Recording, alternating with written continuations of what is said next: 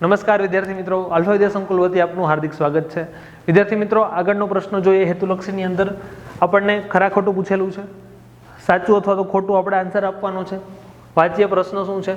જ્યારે કોઈ બાળકીનો જન્મ થાય, એનો મતલબ કે છોકરીનો જન્મ થાય, એનો મતલબ કે માદાનો જન્મ થાય, એનો મતલબ કે સ્ત્રીનો જન્મ થાય, અલગ અલગ 4-5 નામ કોઈ પણ તમને પૂછાઈ શકે।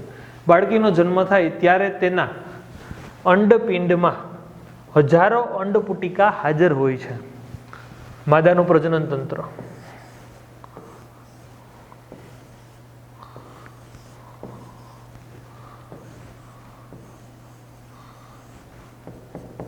આ અંડપિંડ બે ભાગે, જ્યારે બાળકીનો જન્મ થશે ત્યારે શું થશે તો કે આ અંડપિંડની અંદર જન્મ વખતે જ શું હશે તો કે હજારોની સંખ્યામાં અંડપુટિકા હાજર હશે, જે દર 28 દિવસે, જ્યારે તરુણાવસ્થાની અંદર બાળકી આવી જાય, 13-14 વર્ષની થઈ જાય, ત્યારબાદ દર 28 દિવસે તેની અંદરથી એક અંડપુટિકા છૂટી પડતી જાય।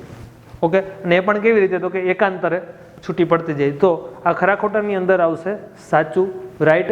જ્યારે કોઈ બાળકીનો જન્મ થાય ત્યારે અંડપિંડમાંથી હજારો અંડપુટિકા હાજર હોય છે, 100% સાચી વાત છે।